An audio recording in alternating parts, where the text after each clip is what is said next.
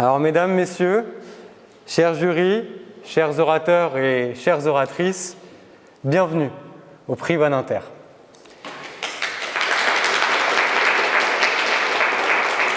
Mais avant tout, un mot.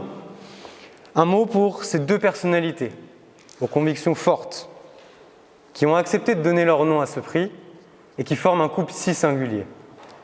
Elisabeth et Robert Badinter ont fait porter leur voix dans l'hémicycle, dans les arènes médiatiques, dans les milieux universitaires.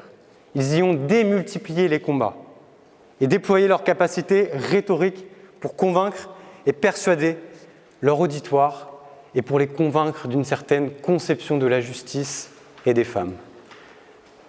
Puisque l'éloquence, ce n'est pas simplement l'art de bien parler.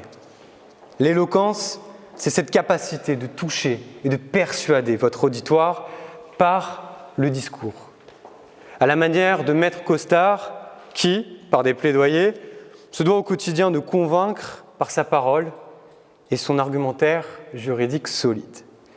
Mais l'éloquence, c'est savoir également mettre en rythme sa voix, comme le réalise Monsieur Ledésir, comédien et journaliste, qui a fait de sa voix un outil essentiel dans son métier, en le prêtant à différents personnages dans le cadre de doublage et qui réalise également des podcasts audio.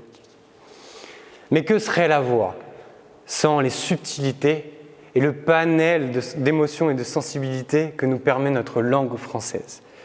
Diplomate de carrière, actuel consul général du Royaume du Maroc à Rennes, pour rendre hommage à la francophonie, merci d'accueillir Madame El Barak. Ainsi, l'éloquence, c'est savoir capter l'attention de ceux qui vous écoutent. À ce titre, Madame Toby, maîtresse de conférence ici à Sciences Po Rennes, a sans doute réussi un exploit, à savoir captiver une bonne partie de la promo un mercredi matin à 8h sur Zoom en distanciel. Et enfin, l'éloquence, c'est savoir raconter et porter la voix des autres. C'est pourquoi François Recton, représentant de l'Interasso ici à Sciences Po, après s'être confronté aux différents ateliers que nous avons organisés cette année, constituera naturellement un juré impartial, neutre, avec une pointe d'humour et de cynisme. Alors, en ce qui concerne les règles de ce concours, 5 minutes, c'est le temps qu'on vous avait accordé. Au bout de 5 minutes, une tape sur le bureau par Camille. Au bout de 5 minutes 30, c'est 2 tapes. Si vous dépassez de trop, déjà vous êtes hors exercice et on va devoir vous demander de conclure. Bon. Avant de laisser la place à notre première oratrice, Emma Aumasson, j'aimerais tous vous remercier de votre présence pour inaugurer un format inédit de ce prix en cette période exceptionnelle. Alors, que maintenant commence le spectacle. Merci.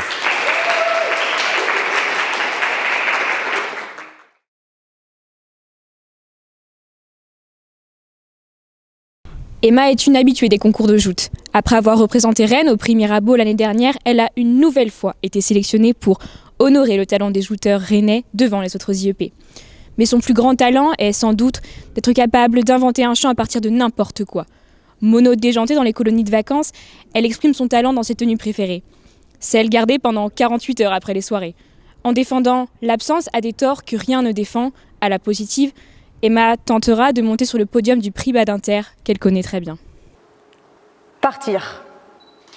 Partir et tout quitter. Partir loin, sans rien dire, hors de son passé. Partir.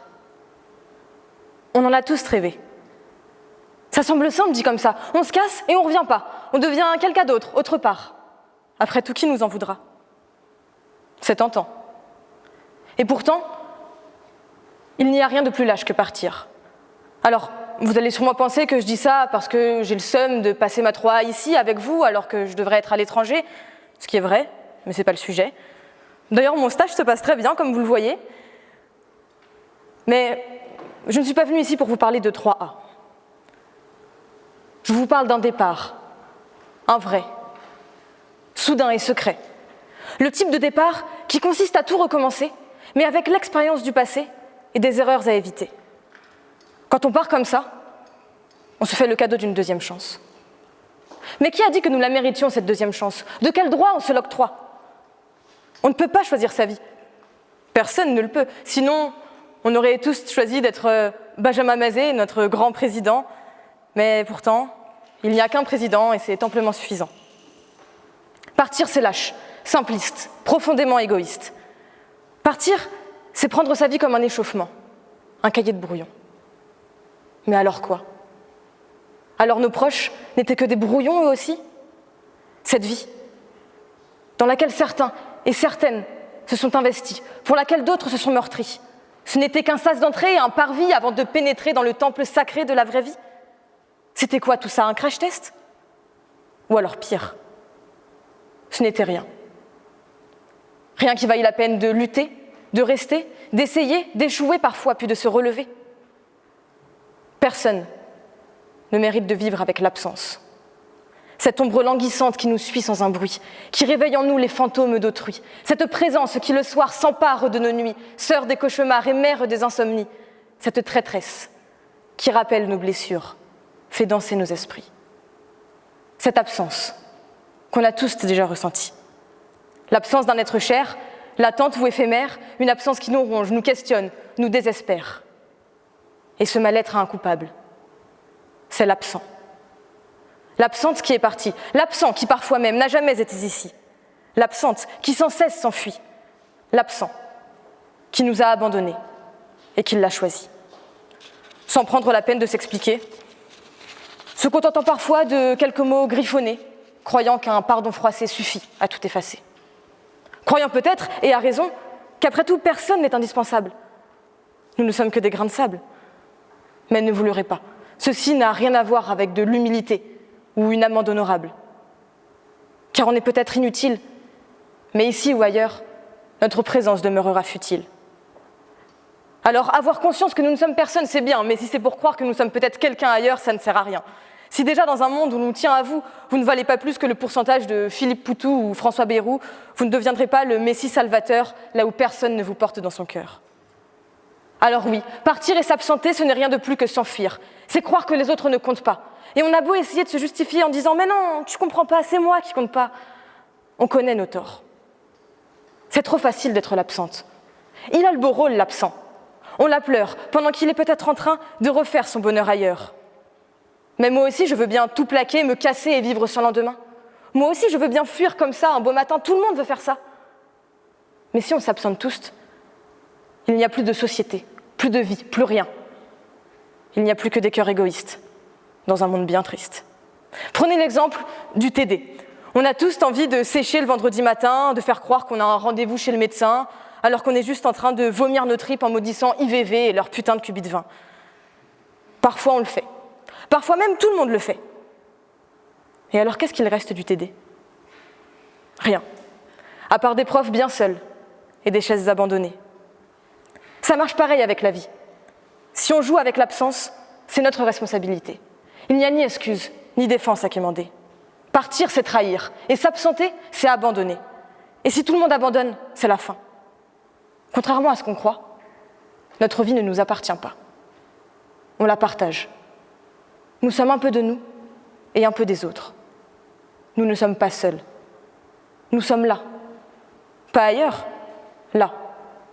Inutile peut-être, mais là. C'est nos vies, nos batailles. Et si on ne veut pas tout casser, vaut mieux pas qu'on s'en aille.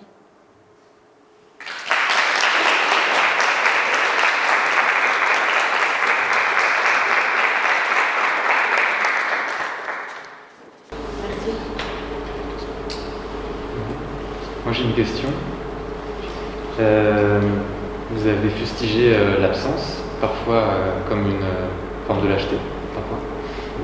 Quid de l'absence totale et définitive qu'est la mort? Est-ce que les morts sont lâches? Je ne pense pas que les morts soient lâches. Et comme j'ai commencé ma prestation sur le fait de partir, et je pense que partir est différent de mourir, quand on meurt, ou même quand on fait parfois le choix de mourir, je pense que c'est très courageux, parce qu'on fait le choix de quelque chose qu'on ne connaît pas. On fait le choix que tout s'arrête pour toujours, alors que quand on part autre part et qu'on abandonne quelque chose pour une autre, comme on le dit, c'est une deuxième chance. on sait à quoi s'attendre, on recommence tout et on se donne le droit de tout recommencer. Quand on meurt, qu'on le choisisse ou non, on ne se donne pas ce droit de tout recommencer puisqu'il n'y a rien à recommencer.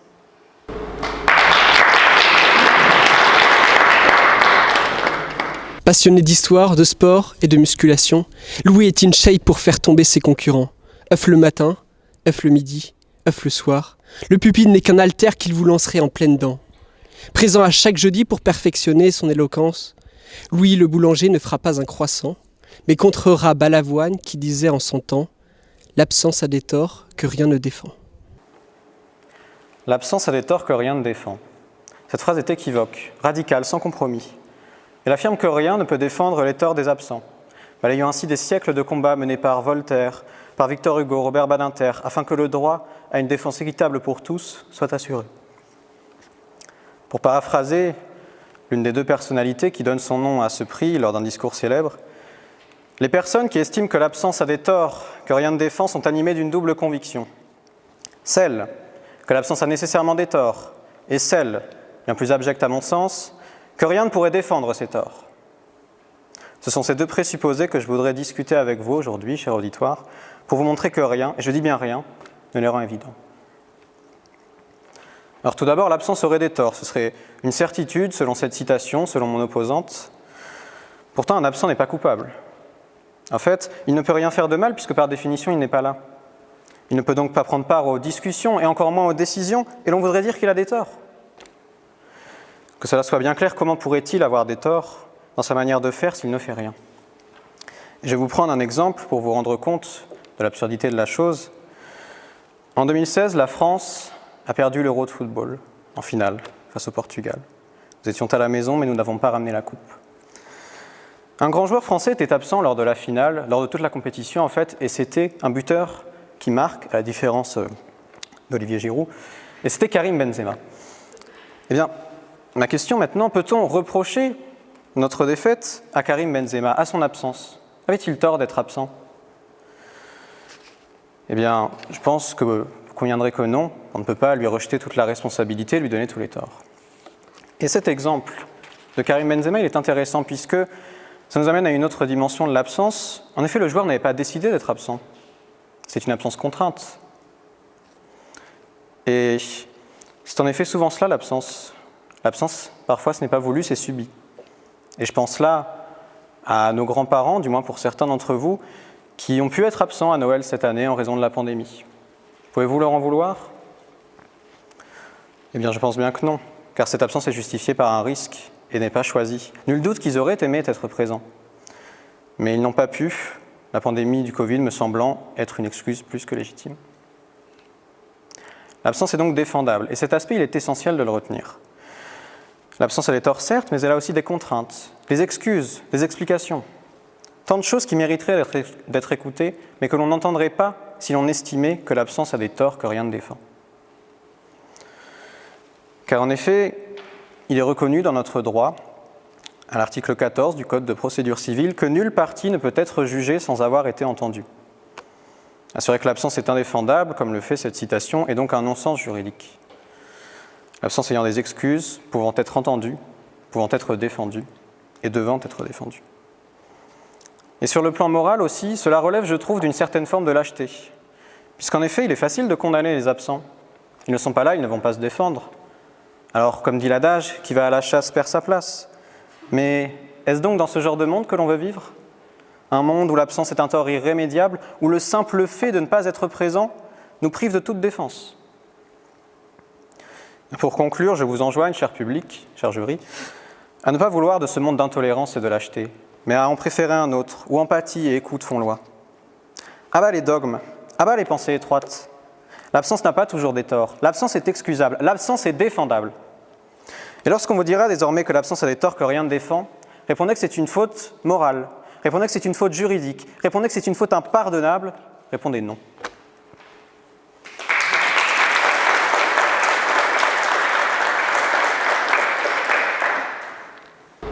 J'aimerais revenir sur un argument qui m'a touché parce que c'est quelque chose qui me parle, c'est bien évidemment le football.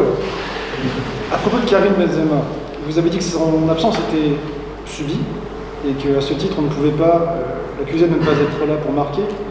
Mais que faites-vous des gens qui sont contents d'une absence, qui pensent que ce n'est pas forcément une contrainte et que parfois une absence peut être méritée et justifiée, et qu'à ce titre, les torts qui posent une absence font que la présence de Louis Giroud était justifiée? Eh bien, ces gens-là devraient au moins écouter ce qu'ont à dire les absents. L'absence peut avoir des torts, c'est vrai, mais des torts que rien ne défend, je ne le pense pas. Je pense que les absents ont le droit de se défendre et on devrait les écouter, car l'absence peut être justifiable. Parfois, l'absence est à tort, mais elle peut être à raison.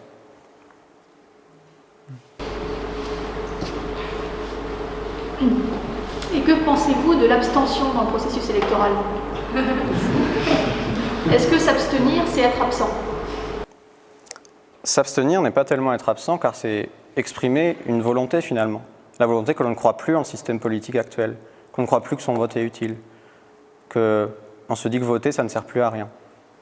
Donc, l'absentéisme électoral porte, selon moi, mal son nom, puisque c'est une expression de dégoût et de rejet de la vie politique. Et c'est donc pas une absence, mais bien un acte qui s'exprime. Merci.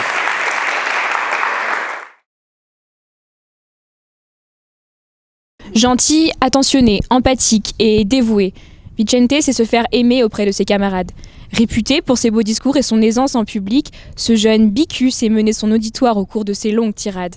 Autrement décrit comme charismatique, stylé et original, il se présente aujourd'hui dans une horde de ronces et il vous défendra avec ferveur que toute question ne mérite pas réponse.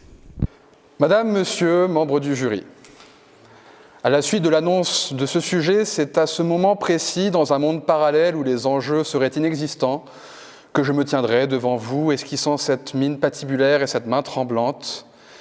Et à la question « toute question ne mérite pas réponse », je me tiendrai fixe, tout du long des 5 minutes qui me sont accordées. Mais je dois parler, hélas, ce sont les règles du jeu. Et loin de moi l'envie de vous laisser sous-entendre que cela me déplaît, c'est tout le contraire. Alors allons ensemble et essayons de saisir cette évidence. Pour cause, je réitère, j'affirme même, toute question ne mérite pas réponse. Et je comprends que cette invective, portée aux partisans du tangible, de l'indéfectible, du concret, résonne pour eux comme une aberration. Ils déraisonnent, quand je raisonne, ce sera là mon point d'ancrage. En effet, je me targuerai d'une question préliminaire. Toi, penseur d'un jour, animé du désir et du plaisir de la joute, et qui est certainement bon public pour l'humour, mais surtout exigeant sur le discours. Toi qui m'écoutes, auras-tu dans l'aurore de ta vingtaine répondu sans faille, et dans la même rigueur que ton écoute aux questionnements multiples qui animent tes heures? Considérer ces dissonances, c'est saisir l'essence de ce qui nous semble être une problématique existentielle, et pour cause, son auteur, Publius Cyrus, est un écrivain de la Grèce antique. Remarquons ici qu'à travers les siècles, cette question n'aura pas démérité. Nous voilà encore aujourd'hui, texte en main, conviction à l'appui, derrière le pupitre, à tenter de lui attribuer une réponse définitive. Alors j'entends bien que c'est dans cette démarche même d'une réponse à tout que s'inscrit dans une certaine mesure la recherche. Que cette recherche d'une réponse anime un nombre important de personnes chaque jour et nous permet de nous défaire du sophisme. Mais en réponse, je ne pourrais que citer un grand penseur de notre temps. Alors, je me suis entraîné. On est en 2021, les gars. Faut se réveiller, hein. Les axiomes partout, les aphorismes, les postulats illisibles, ça va 2 minutes. Il s'agirait de grandir. Il s'agirait de grandir. Il s'agirait de grandir et de saisir que cette notion du mérite, si tant est qu'une réponse existe, révèle les larges dispositions par lesquelles la réponse se pavane sur son heure glorieuse. Partons de l'évidence.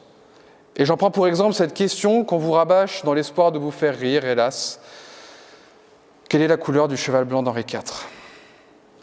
Non seulement cette blague est cruellement ratée, mais surtout, vous comprenez bien comment une question ridiculement évidente peut se targuer d'une non-réponse. Pire, on nous traitera de snobs, de prétentieux. Mais comme le disait Malcolm, je ne m'attendais à rien et je suis quand même déçu.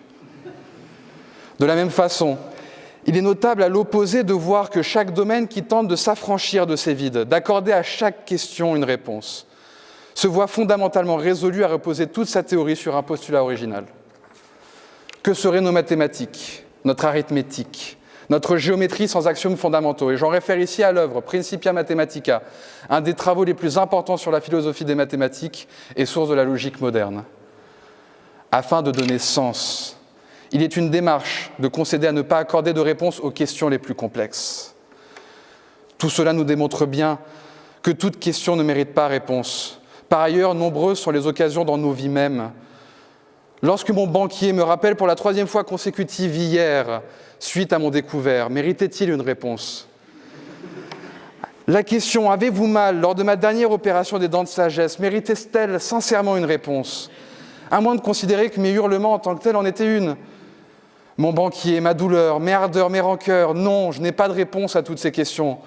Car dans ce pendule qui oscille de la douleur à l'ennui, comme le définissait Schopenhauer, qu'est la vie, tenter de se rattacher sans cesse à une réponse et d'une certaine forme au contrôle absolu, c'est surtout révéler implicitement un profond manque de confiance en soi-même. Alors, ne pas avoir réponse à tout, ne pas souhaiter réponse à tout, c'est aussi se laisser porter devant l'assaut prochain et furibond des flots de la vie, comme le dirait Hugo. Un appel à vivre, à se laisser vivre, porté aux émotions qui ne répondent en rien au cloître du tangible et qui me rappelle une autre maxime de Cyrus. On ne saurait être sage quand on aime, ni aimer quand on est sage. Je vous remercie.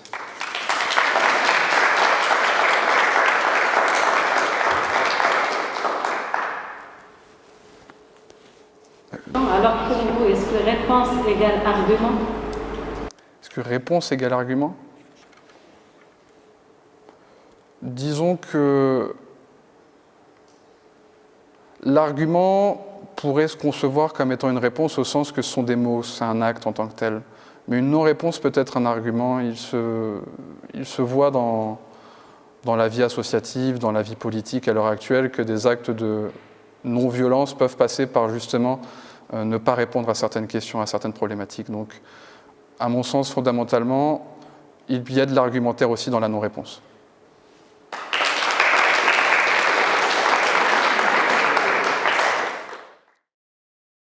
Force de caractère et douceur sentimentale, Charlotte est sportive, déterminée, ambitieuse et sociale.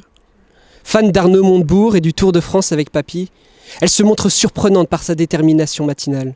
Enfin, ça dépend des jours. Mentalité de battante et handballeuse passionnée, Sciences Po Rennes Junior Conseil a fait d'elle une femme qui fonce. Joutant aujourd'hui pour la 2e fois et aimant avoir réponse à tout, Charlotte vous montrera aujourd'hui en quoi toute question mérite réponse. Mardi, 7h55, je me réveille. Le cours de 8h est encore loin, j'allume donc mon téléphone. Première notification, un cluster Covid détecté à la suite d'un enterrement dans la Creuse. Devant cet événement rempli de joie, je m'empresse de poursuivre et je lis. Pic de pollution attendu en Seine-et-Marne. Rassurez-vous, chère audience, tout va bien, nous sommes bretons. Mais déterminée à commencer ma journée du bon pied malgré toutes ces mauvaises nouvelles, je m'acharne et j'ouvre un article intitulé « Nabila est-elle réellement amoureuse de Thomas ?» Ah bah, en voilà une question qui mérite réponse. Juste de quoi m'occuper, il est 8h, le droit privé, ça va 2 minutes, il faut bien s'occuper. Je commencerai donc par vous dire que la question soulève un problème. Et même si tout problème a sa solution, c'est le terme du mérite qui m'intéresse dans ce sujet. Ce dernier évoque la valeur et l'utilité d'une chose. Que serait donc la question si elle n'était pas mise en lumière par ce qui la suit?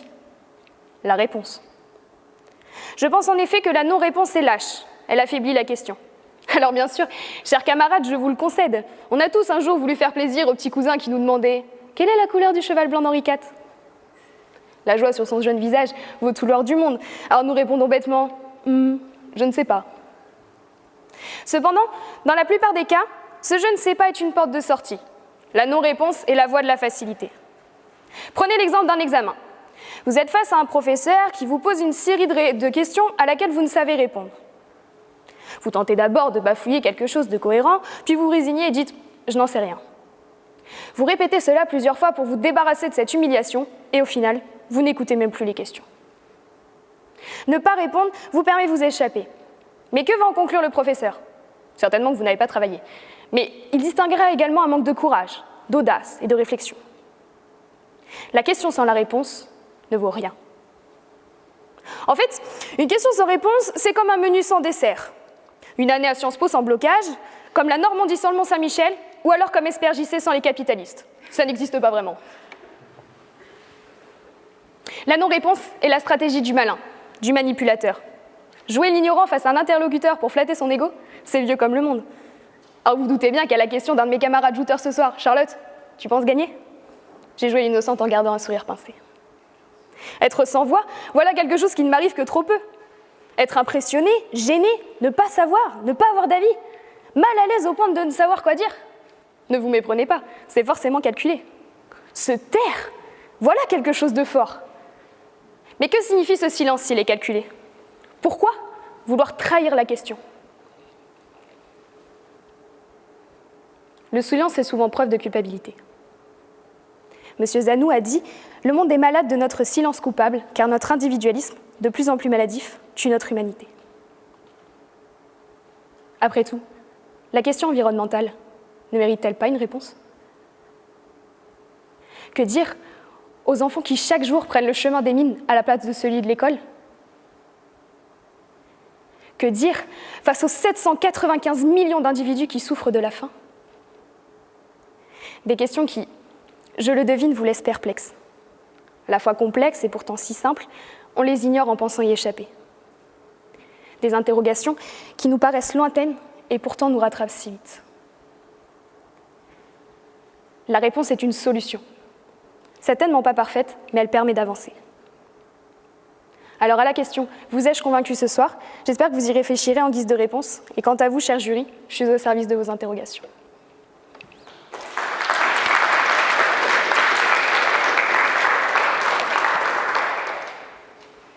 Dans quelles hypothèses, selon vous, le silence présente des vertus? Je serais tentée de vous répondre celui qui suivra votre question, mais ce serait peut-être trop facile. On va dire que le silence peut être bien quand une argumentation a trop duré. Une engueulade, par exemple, qui monterait un peu trop vite. Le silence peut être un moyen de mettre fin à une discussion qui dure. Et une réponse qui n'a aucun sens mérite-t-elle d'être donnée? Une réponse qui n'aurait aucun sens mérite-t-elle quand même d'être donnée à une question? Est-ce que le silence ne serait pas plus intéressant? À mon sens, non. J'aime beaucoup trop parler. Ce serait me contredire que vous répondre que oui. Et si je vous dis, alors, réponse et stratégie? Oui. Parce que vous êtes stratège. Alors, vous trouvez? Oui. Réponse et stratégie. C'est marrant parce que le premier exemple qui vient en tête quand vous me dites ça, c'est la stratégie, vous savez, en sport. C'est quelque chose qui me parle bien. On vous dit toujours répondre par le jeu. Donc pour moi, la stratégie, c'est ça, la meilleure réponse. On vous provoque, répondez par le jeu.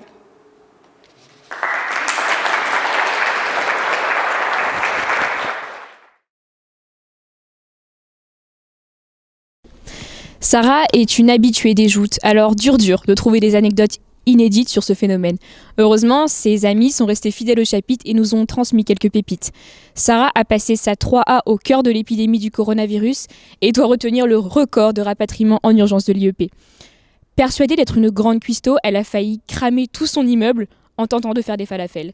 Cette malédiction, Sarah la tient de sa famille, connue dans les commissariats de police en tant que victime récidiviste du vol à l'arraché dans les rues de Paris.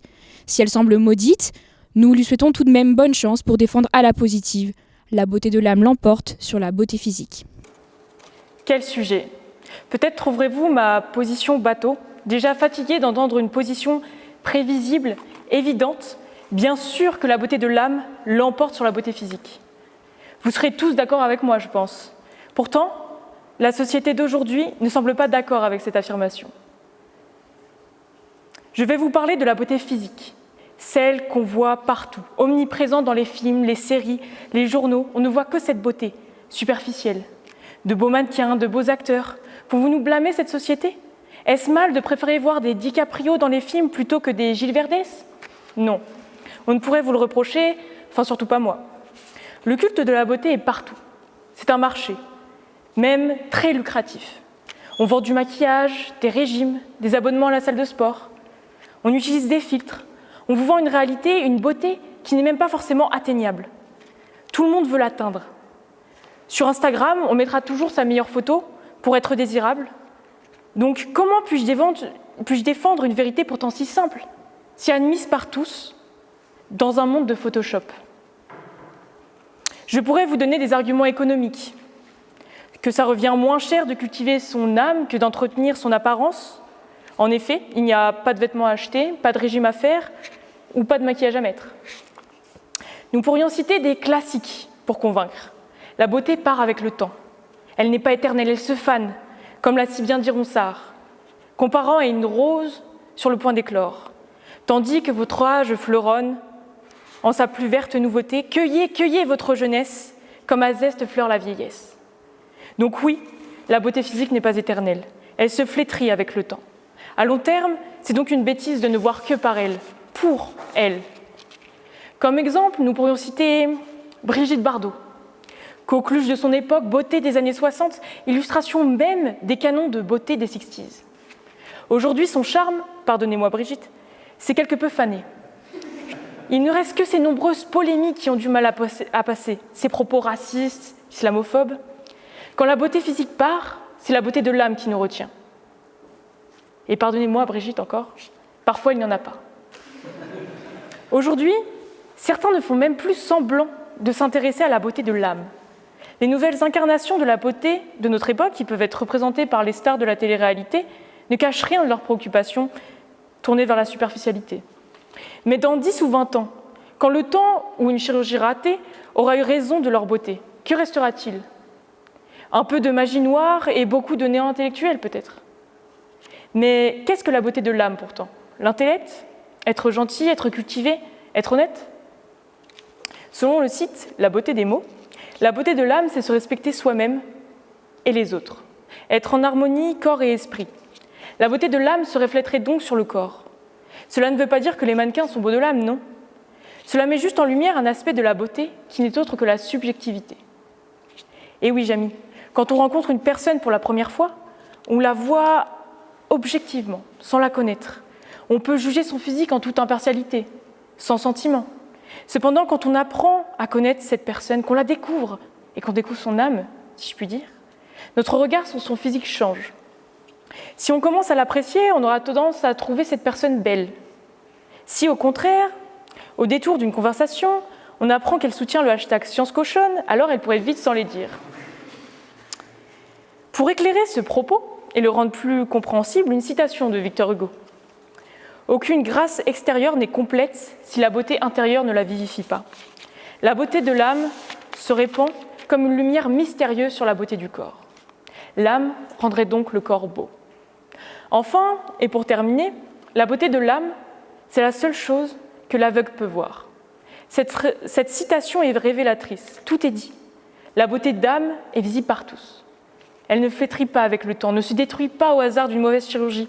L'âme, ou le surmoi de Freud, l'essence de Sartre, la conscience, est la seule chose qui nous appartiendra toute notre vie et qui ne tient qu'à nous de rendre belle.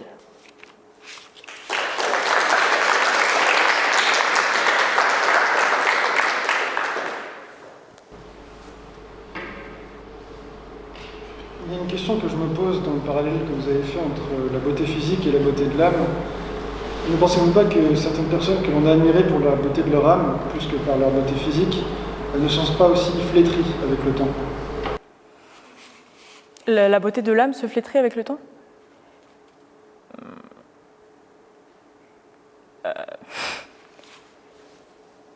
Je pense que c'est un choix aussi de cultiver sa beauté d'âme et de continuer à... Oui, de cultiver cette beauté d'âme. C'est vrai qu'avec le temps et les décisions qu'on peut mettre et qu'on a à prendre tout au long de notre vie, la beauté de notre âme est toujours un peu sur la sellette. Mais c'est les décisions qu'on fait, je pense, qui cultivent cette beauté. Donc, elle peut se flétrir, mais c'est un choix aussi, je pense, de la faire flétrir. Alors que la beauté physique, on n'a pas forcément de choix ou d'impact sur cette beauté.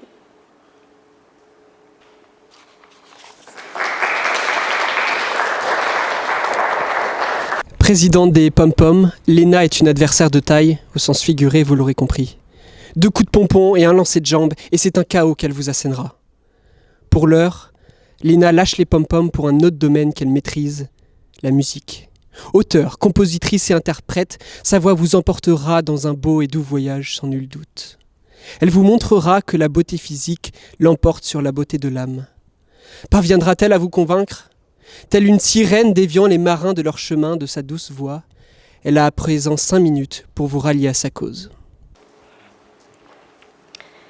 Mesdames et messieurs les jurys, cher public, je tiens tout d'abord à remercier ma chère contradictrice pour cette noble intervention qui, notons-le, ne manquait pas d'âme.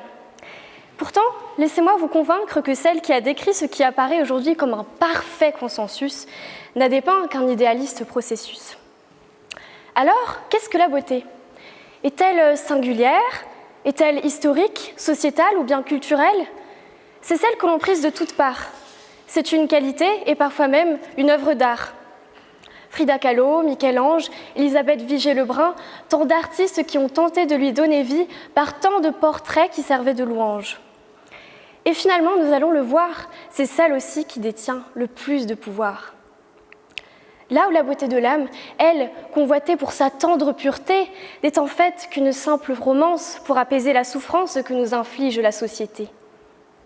La beauté physique, celle qu'on dit superficielle, celle que l'on peut toucher mais qui est insaisissable, brève, se résume en ce que la vision du corps esthétique nous procure. C'est elle qui nous fascine, c'est elle qui nous inspire, mais c'est aussi elle qui nous rend jaloux. C'est elle qui nous rend misérables, stupides. C'est pour dire combien cette beauté physique a d'emprise sur notre âme. Aujourd'hui, la beauté physique a pris tellement d'ampleur que l'on est sans cesse obligé de la redéfinir, la déconstruire, la justifier pour mieux l'amplifier. Pour montrer que la beauté universaliste n'est qu'un prisme biaisé d'une société lésée, l'on doit montrer que l'humanité n'est pas fruit d'une beauté, mais d'autant de beauté qu'il y a d'identité. C'est pour cela que l'on doit réapprendre à positiver sur l'aspect extérieur de notre corps, sur ses cicatrices, sur ses revers et rebords, sur ses artifices et ses envers du décor.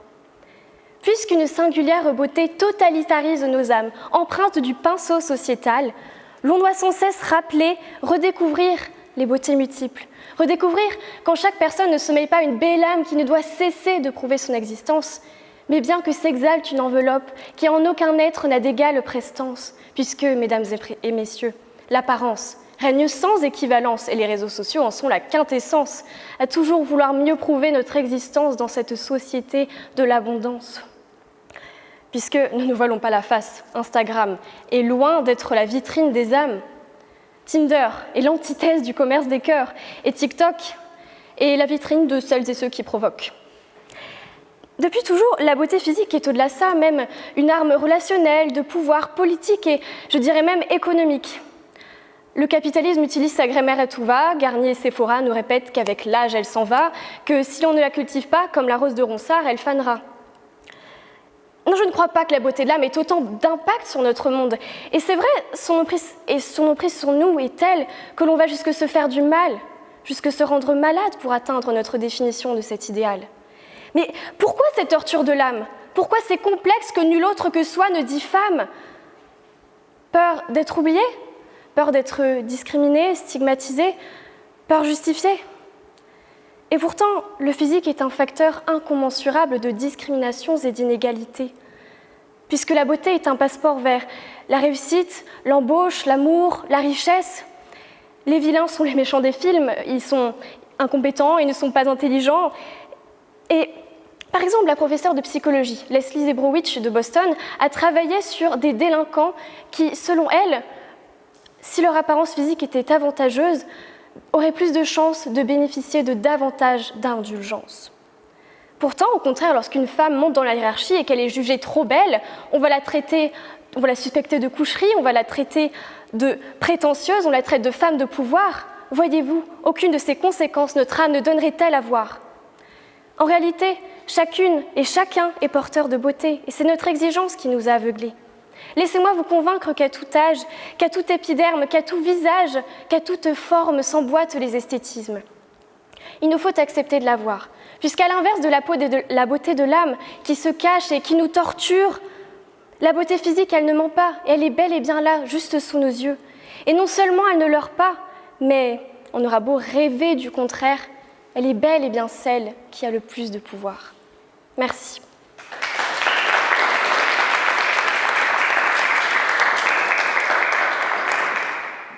Avez-vous un avis sur le fait de publier un CV avec ou sans photo? Alors justement, ça a été montré, alors c'est des sondages, mais qui ont montré, il me semble, que 60% ou 70% des personnes ont pensé que leur apparence physique avait un impact sur leur embauche ou non. Et malheureusement, c'est vrai que le fait de publier une photo, ça peut jouer en notre faveur ou en notre défaveur à l'embauche. Et aujourd'hui, c'est réglementé, mais malheureusement, dans les faits, ça joue énormément. Si je vous dis équilibre. Beauté physique et équilibre alors? Vous avez fait une présentation, vous avez émis des pour et des contre, et moi si je vous dis équilibre maintenant, c'est quoi pour vous l'équilibre? Comment vous pouvez me définir l'équilibre en fonction de ce que vous avez dit? Oui. Bien, en fait souvent les gens disent qu'on peut ne pas tomber amoureux de quelqu'un à cause de son physique, mais quand on va lui parler, le charme qui ressort et le caractère, le vécu de cette personne va en fait justement faire cet équilibre dont vous parlez qui peut en fait sous-peser la beauté physique et le charme de cette personne. Et ça, c'est justement, on peut dire que c'est une beauté globale finalement. C'est ça en fait la vraie beauté. La vraie beauté, c'est la beauté physique et la beauté de l'âme ensemble. Et je pense qu'en réalité, les deux ne sont pas indissociables en fait. Et c'est ça qui rend les gens uniques. Et c'est ça qui rend les gens beaux surtout.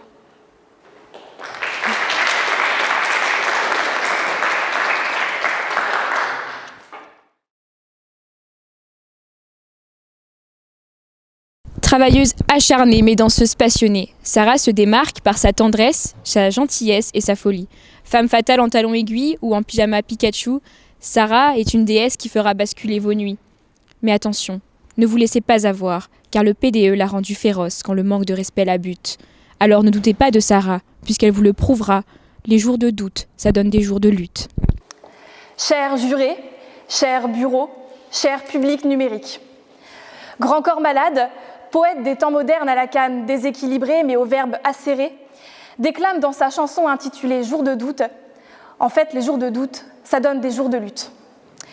Alors mes mots seront peut-être moins rimants et moins percutants, mais je vous le garantis, ils seront tout aussi passionnants. Ma voix sera malheureusement plus aiguë et plus criarde que celle de Grand Corps Malade, mais nous ferons avec. Enfin, surtout vous. Mais tout d'abord, qu'est-ce que le doute ? Mon âme de littéraire est obligée de revenir aux fondamentaux, l'étymologie. C'est un domaine que beaucoup jugent fastidieux et qui pourtant nous montre la puissance symbolique des mots. Douter vient du latin, dubitare, c'est-à-dire hésiter entre deux avis. Et quand il y a dualité, il y a conflictualité. C'est une équation simple et sans faille, même si dans le domaine des mathématiques, je laisse volontiers ma place à plus compétents.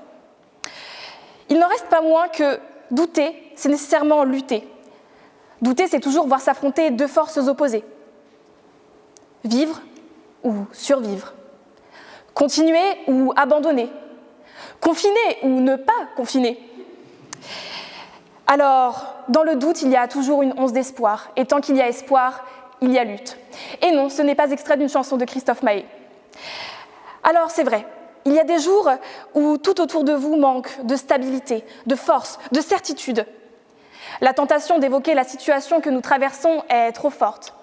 Et puisque le seul moyen de résister à la tentation est d'y céder, je ne vais pas déroger à la règle. En effet, le Covid nous a montré avec force que même dans les jours de doute les plus profonds sur l'avenir, sur le monde, sur nous-mêmes, l'envie d'avancer et de lutter pour la vie a toujours pris le dessus. Notre présence dans cet amphithéâtre aujourd'hui en est la preuve.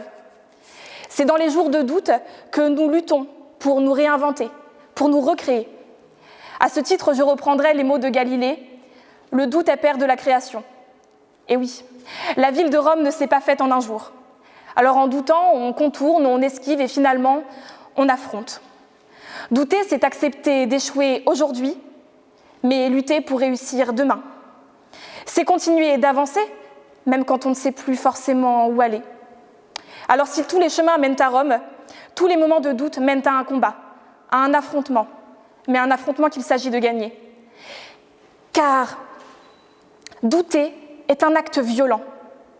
Alors oui, on peut certes douter de quelqu'un, mais les jours de doute sont surtout des jours qui nous traversent et nous bousculent dans notre fort intérieur. On résiste, tant bien que mal, au tiraillement suscité par le doute. Le doute n'est pas une sorte de tâtonnement maladroit, non. Le doute s'empare de tout notre être et s'insinue dans chaque recoin. Il est dans nos villes, il est dans nos campagnes. Alors, face à cette chose envahissante, on lutte. On se bat contre l'invisible pour ne pas disparaître dans l'invisible, nous aussi. Le doute circule en nous comme le sang dans nos veines. Pour s'en défaire, c'est donc un combat de chaque instant, pour ne pas passer du doute au désespoir le plus complet. Le doute anime en nous la volonté de faire, mais au mieux. Et à ce titre, les mots de Grand Corps Malade parlent d'eux-mêmes. En fait, les jours de doute, ça donne des jours de lutte, des réveils, des coups de poing, des envies du percute. Alors je tombe et je me redresse, alors je m'enfonce et j'encaisse, alors je me trompe et je progresse, alors je compte mes faiblesses. Alors j'échoue comme tout le monde, mais je reste sincère, et comme la vie n'est pas longue, j'essaye juste de bien faire. J'ajouterais que si les jours de doute donnent des jours de lutte, ils donnent aussi espoir, volonté et tumulte. Alors dans la tempête, on cherche un refuge, alors on cesse d'être juge. On doute et on affronte, mais on vit, et de gagner ce combat, on trouve l'envie. Alors oui, comme dirait Voltaire, le doute est un état mental désagréable, mais il est pourtant constitutif d'un individu. Celui qui ne doute pas est ou dangereux ou faible. Dangereux car ne jamais douter, c'est vivre dans la certitude permanente et, je cite, « Crois-moi sur parole, ce qui rend fou l'homme, ce n'est pas le doute, mais c'est la certitude, source, oh bah oui, de la crime. » D'autre part, faible. Faible car ne jamais douter, c'est ne jamais affronter l'adversaire le plus redoutable qui soit, c'est-à-dire soi-même. Grand Corps Malade a vu sa vie basculer du jour au lendemain. Et oui, les plongeons ratés, ça ne pardonne pas. Dans son cas, la piscine était vide, coup dur. L'avenir de basketteur qu'il s'était imaginé tombe donc à l'eau. Mais le monde a continué d'avancer, sans lui. Alors, il lutte pour attraper le train, alors il s'agrippe comme il peut, et comme il n'est pas dans le bon wagon, il lutte pour se frayer un chemin. Et puis à force d'essayer de rattraper un wagon qui s'éloigne toujours plus, il se fatigue et il commence à douter. Viennent alors les questionnements. Mais qu'est-ce que je deviens si je ne rattrape pas ce wagon ? Mais où est ma place ? Mon présent est-il sans cesse autre part ou simplement sous mes yeux, mais pas à la hauteur de mes espérances ? Douter, c'est faire face contre un tsunami de questions sans réponse et se démener pour en apporter. Ainsi, douter, c'est lutter. Mais ce combat est salutaire. Vivre, c'est douter, douter, c'est lutter, et lutter, c'est vivre. Ainsi, cher public, cher juré, la boucle est bouclée.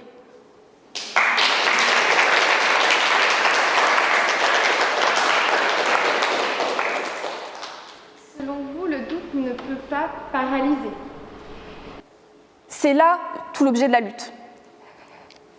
Douter sans lutter, c'est tomber dans la paralysie. Et alors, si on tombe dans la paralysie, on passe du doute au désespoir. Et c'est justement là tout l'enjeu de se battre. Vous avez réussi à semer le doute dans ma tête. Parce que j'ai dit une présentation, un mot, et j'ai commencé par réussite. Et vous posez la question, vous dire c'est quoi la réussite pour vous ? Puis j'ai dit non, combat. Puis j'ai dit virus. Puis j'ai dit recherche. Puis j'ai dit vivre. Donc le doute, quelle est son importance pour vous ? Eh bien, c'est ce que je dis justement à la fin. Douter, c'est vivre, et vivre sans douter, c'est ne vivre qu'à moitié. Puisque si on ne doute pas, on ne remet pas en question ce pourquoi on vit, ce pourquoi on avance, ce pourquoi on cherche à avancer. Et c'est pourquoi douter, c'est aussi se poser toutes les questions que l'on se pose. Et à ce titre, dans votre question, vous dites que vous avez douté entre plusieurs mots. Eh bien, c'est justement ça. C'est puisque avec le doute, on avance pas à pas et on évolue pas à pas. Aujourd'hui, vous, Sarah, pourquoi vous doutez ? Pourquoi vous luttez ? Je doute pour tout et je lutte pour tout, mais c'est pour avancer. Et un exemple? En un exemple, être ici, ça me semble être un bon exemple. Et comment on met fin à ses propres doutes? Je pense que derrière cette question, il y a aussi « a-t-on envie d'y mettre fin ?» Puisque le doute n'est pas un objet fixe, le doute évolue au fil de nos avancements, au fil de nos réalisations. Et donc la question, ce n'est pas forcément de mettre fin à nos doutes, mais c'est de les faire évoluer avec nous-mêmes.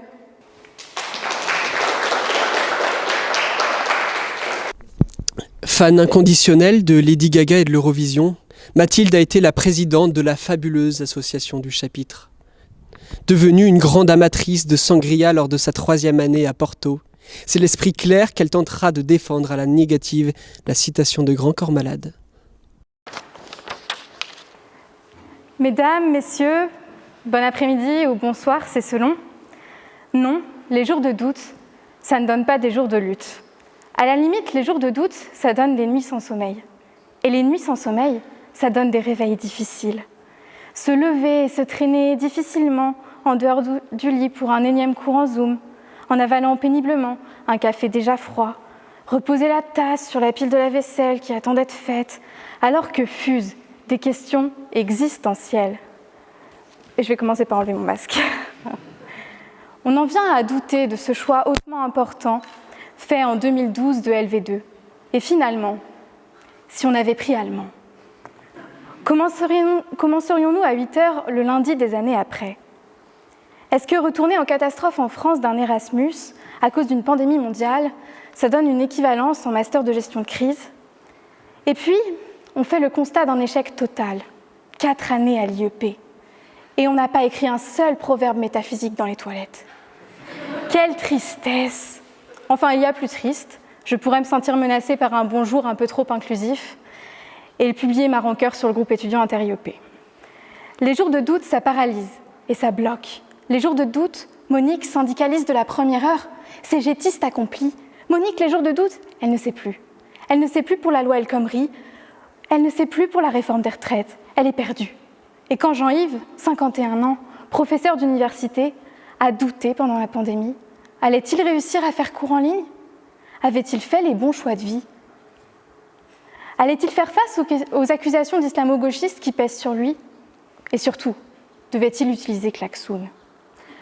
Jean-Yves, ça l'a empêché de réagir aux lois qui étaient votées en pleine nuit en commission mixte paritaire et qui allaient modifier considérablement l'enseignement supérieur et le statut de Jean-Yves. Le doute, ça l'a empêché de réagir. Parce que le doute, c'est la graine que ceux qui ont peur de la révolte sèment pour l'empêcher d'éclore et de tout brûler sur son passage. Le doute s'immisce, le doute s'infiltre dans les masses, dans les foules, sur la toile. Le doute, la méfiance, la défiance, bientôt le rejet de tout. Quoi de plus facile pour refuser tout changement que de rejeter toutes les données exactes, tous les faits scientifiques? Comment débattre et réformer une société quand on ne peut pas s'accorder sur une seule base? Lorsque même la forme de la planète est devenue une opinion. Lorsqu'à chaque donnée scientifique énoncée, il y a un Pascal Pro pour s'écrier « qu'on me permette d'en douter ». Il n'y a plus de vérité à laquelle faire face. Plus de raisons objectives pour dénoncer un fléau, une inégalité, une injustice. Le réchauffement climatique a été inventé, le Covid aussi. Les chiffres sur les viols en France sont inexacts. Et peut-être que les espèces reptiliennes nous dirigent. Puisque peut-être que tout est faux. Pourquoi irais-je lutter? Pourquoi irais-je dans la rue? Pensez-vous vraiment que c'est le doute qui a mené les suffragettes Nelson Mandela, Martin Luther King? Oseriez-vous prétendre que c'est l'indécision qui a poussé les Américains dans les rues pour dire que les vies noires comptent? Diriez-vous que c'est parce qu'ils ne savent pas, ne sont pas sûrs, que tous les jours à Myanmar, à Hong Kong et à Minsk, des femmes et des hommes se battent en ce moment même, bravent les interdits et tentent de récupérer ce pouvoir qu'on leur arrache? Et si, en 1789, dans la foule se précipitant vers la Bastille, un homme avait crié « Attendez les gars, vous êtes sûrs au moins qu'il y a des prisonniers dedans ?» Ne pensez-vous pas que ça aurait ralenti le mouvement? Ce n'est pas du doute, mais bien de la certitude que naît la lutte. De la certitude d'être ignoré, de la certitude d'être bafoué, de la certitude d'être discriminé, d'être opprimé, d'être trompé, d'être piétiné, d'être volé. Quand on le vit, on le sait. Il n'y a aucun doute. De cette absence d'hésitation naît la force de lutter. De cette sûreté d'avoir raison, d'être du côté de la justice, vient la force de se battre. La vérité vous libérera, mais d'abord elle vous mettra en rage, nous dit Gloria Steinem. Et oui, à l'origine de cette rage, de cette colère, d'où provient la force de changer les choses, il y a le fait d'avoir pu s'accorder sur une vérité qui valait tous les efforts, qui valait la peine de combattre. Je l'espère et je le crois. Ma génération, dans tous ses malheurs, a reçu un cadeau, la certitude. La certitude que le monde qu'on nous laisse est en sale état. La certitude que les défis que nous devrons relever seront plus difficiles que ceux de nos parents. La certitude que si on ne se bouge pas maintenant, ça sera trop tard. Et de cette certitude peut et doit naître une lutte la plus importante de toutes, celle pour notre survie. N'en déplaise aux climato-sceptiques et autres douteurs compulsifs, les chiffres sont là, le constat est implacable. Les données scientifiques sont là, l'exactitude des faits écrase leur déni. Nous sommes bien rentrés dans une ère de lutte pour notre survie.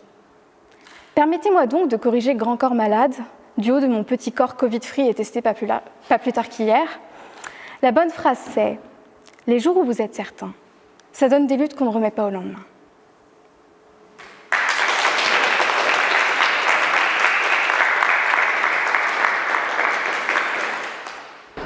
Pourquoi luttez-vous aujourd'hui? S'il y avait une priorité numéro 1, ce serait laquelle? Souvent, les luttes se multiplient et se cumulent et se soutiennent entre elles, donc on n'a pas toujours besoin de faire une hiérarchie. Et souvent, les gens engagés sont engagés dans beaucoup de choses à la fois. Et je crois d'ailleurs que la justice climatique et la justice sociale se lient énormément et qu'on ne pourra pas sortir 115 millions de personnes de la pauvreté, par exemple, si on n'a pas une meilleure gestion des ressources, un meilleur partage de ces ressources, qui mène donc à une meilleure justice sociale et une meilleure gestion de l'environnement et donc une meilleure justice climatique. Donc on n'a pas toujours besoin de choisir. D'accord. Et selon vous, après la lutte, qu'est-ce qu'il y a? Plus de doutes ou plus de certitude?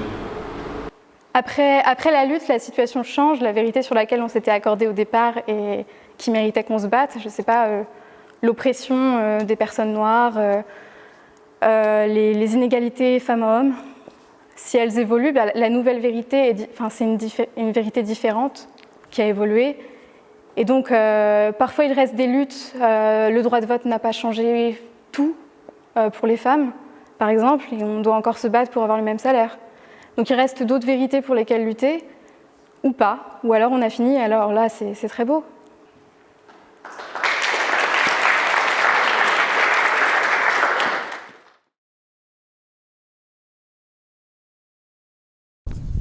Si une lettre sépare Louise et Louis, Louise est bien déterminée à mettre de la distance à son adversaire. Concurrente redoutable, elle est connue pour sa poigne légendaire dont un pauvre pigeon a fait les frais. Louis n'a donc qu'à bien se tenir. Louise porte un lourd secret, difficile à assumer dans notre IEP breton.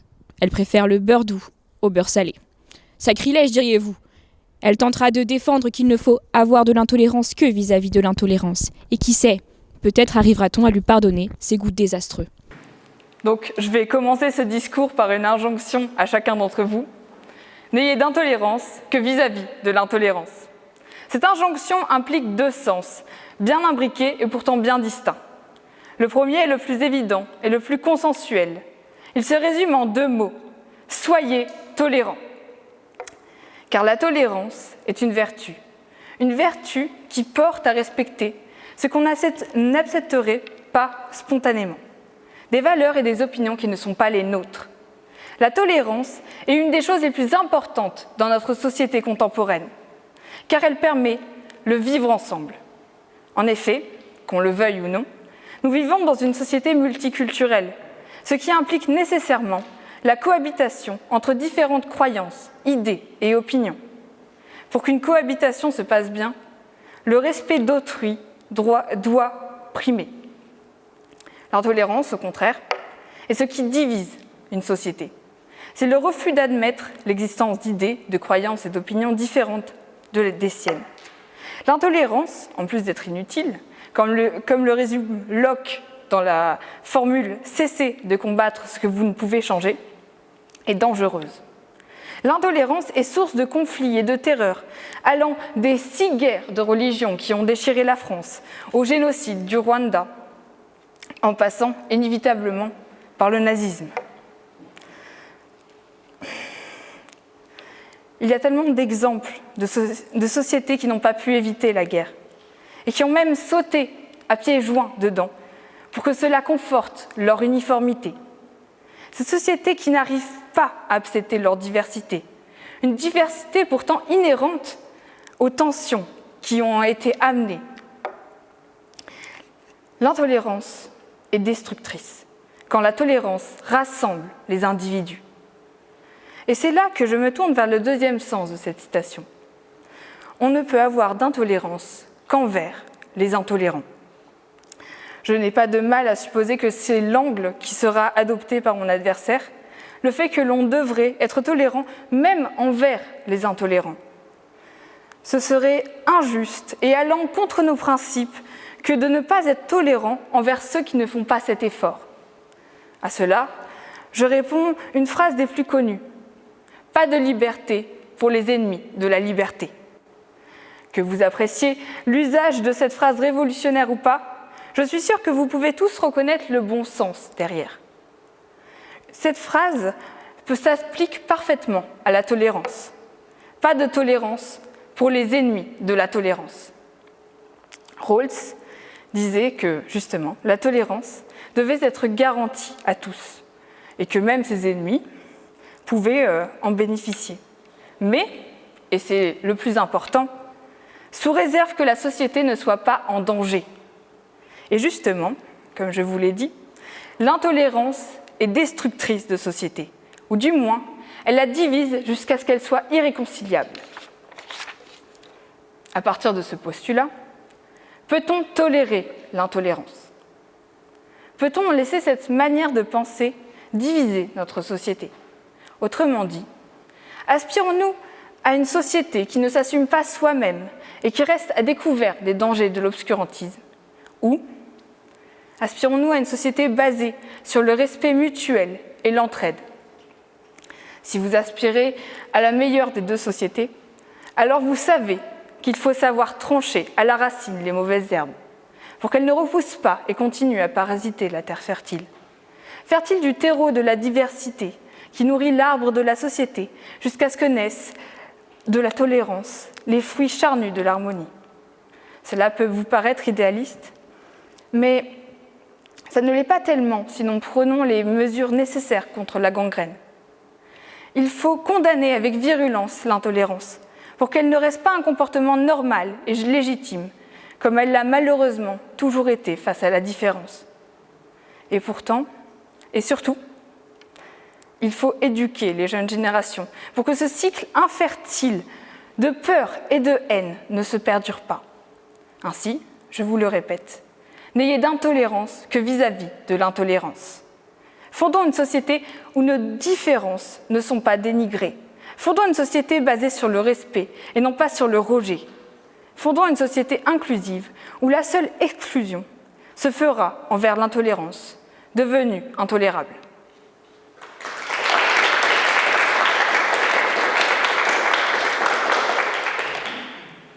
Où doit-on fixer le baromètre entre tolérance et intolérance ? Alors moi, du coup, je me dis que la tolérance, justement, ne devrait pas être tolérée et que du coup, le baromètre serait assez... tout ce qui irait en-delà de la tolérance. Et pour moi, la tolérance, c'est de respecter les autres, peu importe leur opinion, évidemment, à part s'ils sont intolérants.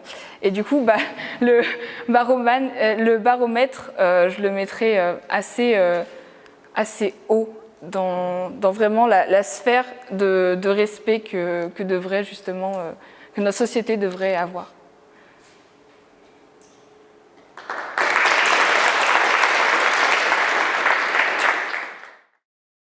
Louis est un jeune homme passionné. Passionné de manière plurielle et variée, certes, mais en tête de ce liste figure la grande, la flamboyante, la splendide Troisième République. Véritable matrice idéologique pour Louis, son admiration pour les grands orateurs politiques a nourri son phrasé. Rendra-t-il hommage aux grands de la Troisième République ? Clémenceau n'a malheureusement pas répondu à notre invitation pour se prononcer, mais nos chers jurés et notre République sont tout oui. Cher Louis, le pupitre est maintenant à vous pendant 5 minutes pour défendre la négative. N'ayez d'intolérance que vis-à-vis des intolérants. Mesdames, Messieurs, c'était par une froide matinée de janvier. Sur une large avenue, je me baladais.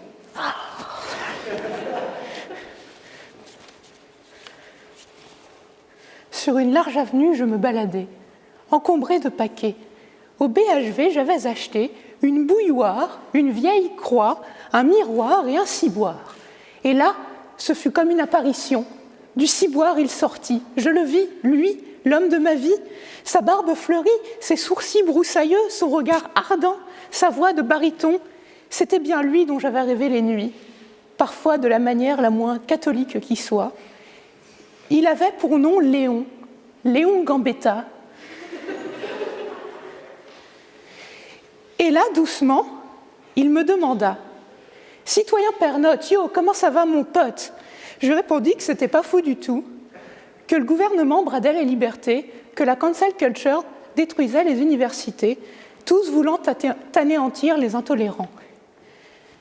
D'un coup, aussi éruptif que l'Etna, il s'exclama « Mais d'abord, qui décrète qui est intolérant ? Ils sont en effet de tout camp. L'intolérant, est-ce un anticlérical prêt à abattre les cathédrales ? Est-ce un bigot prêt à noyer un homo dans les fonds baptismaux ? Un Thibaut Tellier voulant à tout islamiste la tête ôtée ? Un fanatique prêt à balader de Cabu la tête sur une pique ? Un sous-ministre voulant supprimer les rayons des intolérants, mais parlait-il encore des intolérants au lactose et au gluten ou des intolérants aux cochons ? En réalité, l'intolérant n'est que le reflet de notre propre intolérance. On est prêt à voir en chacun un intolérant pourvu qu'il ne pense pas comme nous. Qui refuse l'écriture inclusive sera toujours vu comme un éminent représentant du syndicat du patriarcat. Qui l'utilise sera systématiquement pris comme un croisé de la non-mixité. Et puis, il asséna. Vos démocrates sont en carton-pâte. Une démocratie qui refuse l'intolérance est une démocratie morte. Nous, républicains, les vrais, pas Darmanin, croyons en le libre arbitre des êtres humains. C'est-à-dire que nous pensons que chacun peut faire le bien en usant de sa raison, pourvu qu'il ait toutes les informations. Les autres croient que l'homme ne peut qu'être tenu en bride. Sans quoi, faute de discipline, il risque de choper la Covid. Interdire l'intolérance, c'est croire que les citoyens, ces grands enfants, y succomberont, faute d'intelligence.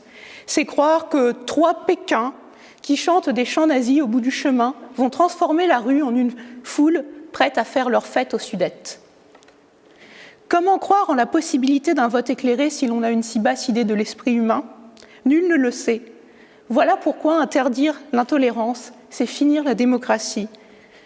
Mais il me dit, tu vas me dire, citoyen Pernotte, il y a eu le nazisme. Effectivement, j'ai vu ça depuis mon fauteuil du paradis des Républicains. Mais tolérer l'intolérance est le seul moyen de la combattre. Si vous interdisez aux gauchos, aux fachos de dire quelques mots, vous ne pouvez pas montrer la force de vos arguments. Comment combattre l'antisémitisme s'il n'est pas exprimé ?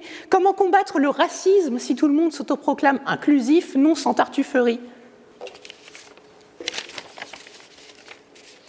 Quand vous vous résignez à aller au repas de famille pour les fêtes de fin d'année, quand vous êtes installé à côté de votre vieux tonton facho, ex-para à la bataille d'Alger, comment faire la licra pendant le foie gras si le bougre vous fait un éloge de Christiane Taubira ? Pour convaincre l'Assemblée, n'eût-il pas été mieux de le laisser déclamer contre tout ce qui n'est pas bien français ? Soudain, mon Léon Nounet d'amour disparut. Mon rêve avait vécu. Je sortis de ma torpeur, réveillé par une clameur. C'était un homme, il se balançait du réverbère, devant sa poitrine une pancarte pendait, au rouge on y avait inscrit ce mot, intolérant.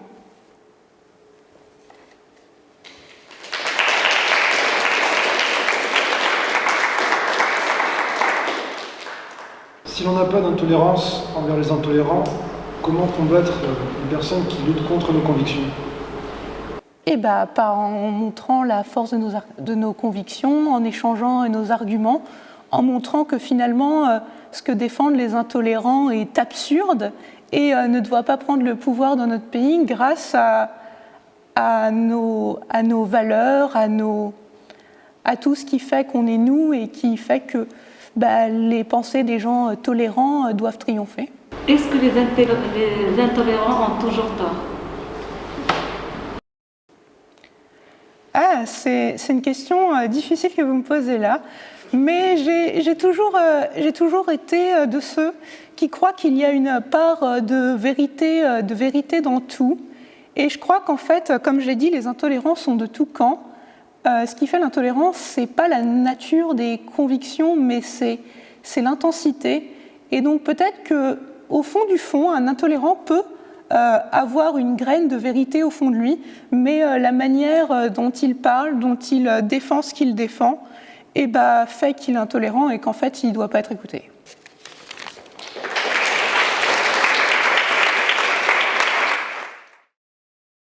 Bien, il va être l'heure de conclure ce prix. Avant tout, j'aimerais vraiment remercier chacun d'entre vous. Je pense qu'il y a énormément de qualité dans ce qui a été produit aujourd'hui. J'avoue que je suis assez épaté. Pour le public, j'aimerais vous dire que maintenant, c'est à vous de décider quel a été le meilleur orateur ou oratrice pour vous. Donc, il y a un Google Form normalement, c'est le format qui nous le permet, dans la description de la vidéo ou dans le chat, on verra en fonction. À vous de voter, vous avez juste à inscrire le nom de l'orateur ou de l'oratrice qui vous aura le plus persuadé, convaincu. Et maintenant, j'aimerais juste dire un mot de remerciement à nouveau, je m'en excuse, mais c'est si essentiel, déjà à ceux qui ont permis ce format, parce que je peux vous dire que derrière, il y a du travail pour filmer tout ça, pour avoir les bons plans, la bonne captation son. On a eu un problème technique, je ne sais pas si vous vous rendez compte, mais c'est vraiment dérisoire par rapport à tout ce qu'on pouvait avoir comme problème technique. Donc merci beaucoup à Sciences Po TV de nous avoir accompagnés sur ce projet.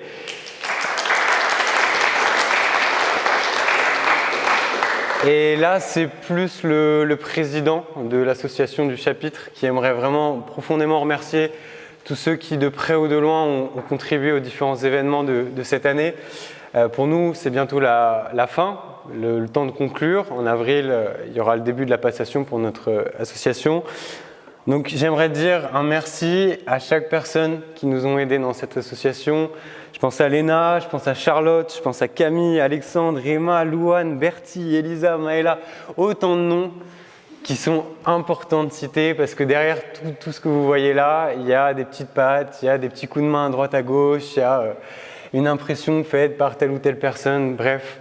Un grand merci à eux. Maintenant, au jury de délibérer, à eux de nous dire qui aura la grande coupe ou la petite coupe. Et je vous remercie profondément et on se retrouve pour la remise de prix.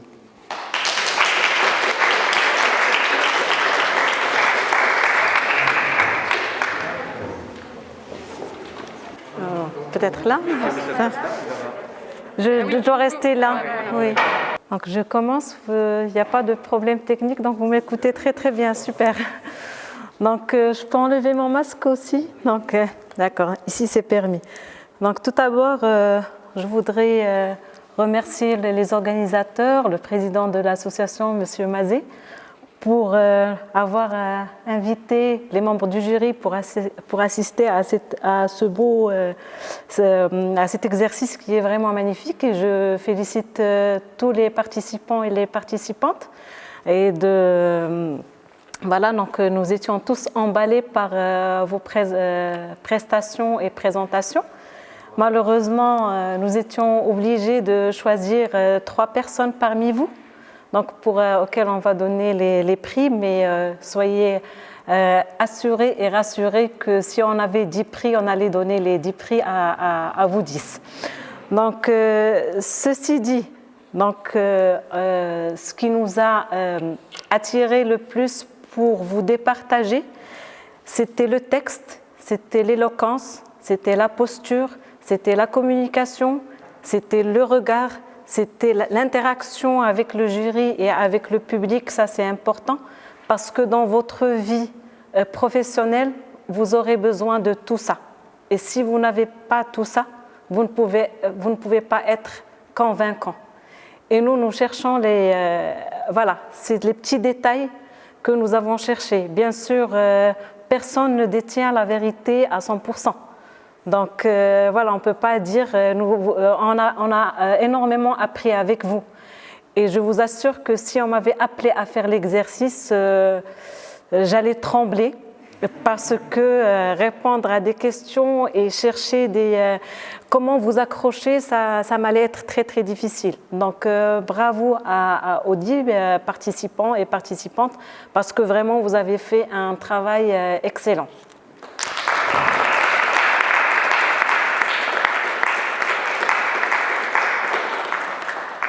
Mais parce qu'il faut chercher des gagnants, donc sur les 3. Donc on va parler de la 3e position.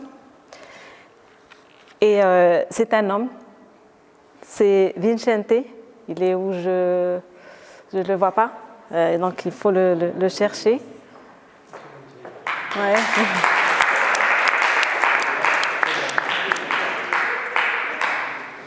Alors on a choisi Vincente pour plusieurs raisons, notamment la qualité de son texte. Son texte était vraiment très très très bien écrit. Sa posture, son élégance et l'assurance qu'il avait.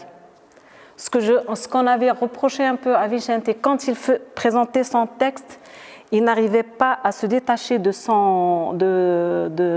sa présentation, alors qu'il y avait des passages où on avait besoin de son regard. Donc ça, c'était important. S'il avait ça, il allait peut-être avoir un placement plus supérieur que ça, mais c'est ça ce qui lui manquait et je vois des têtes qui se hochaient, donc vous êtes bien d'accord avec moi. Alors en 2e position, je ne la vois pas peut-être, c'est Léna. Elle est où, Léna? Ah oui, vous êtes là? Alors Léna, c'est pour la qualité de votre texte.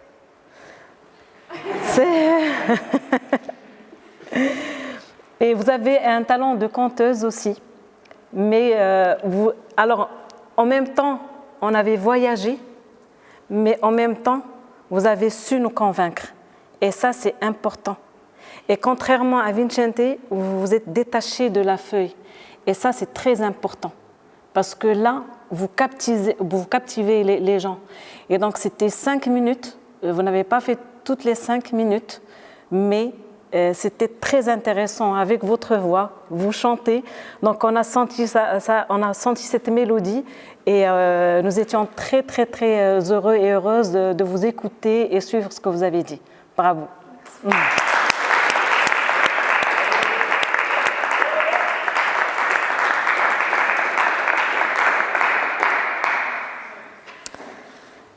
Alors, la première place, c'est une personne qui a semé le doute dans notre tête. Et c'est Sarah Joran.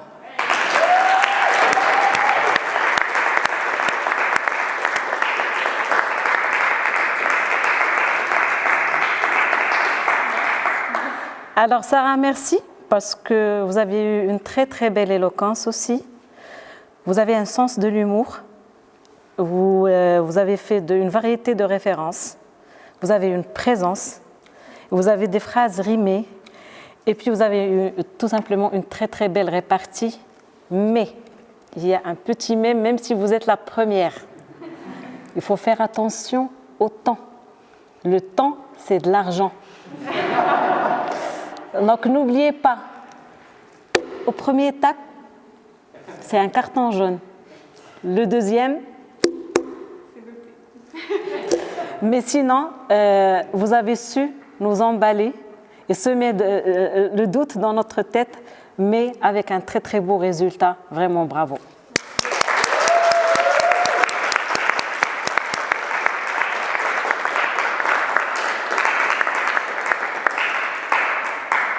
J'invite tout le monde à peut-être monter sur scène en essayant de faire une distanciation et on va faire une photo de loin, si on peut.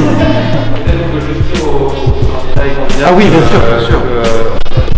On a écrit plein de choses sur vous, donc si vous voulez venir nous consulter, individuellement après. Vous n'avez peut-être pas envie d'entendre ce que tout le monde a à dire sur vous, mais voilà, on sera présent individuellement juste après, là, pendant quelques minutes pour vous faire des retours sur vos prestations, si vous en avez envie. Voilà, donc on est à votre disposition juste après la photo.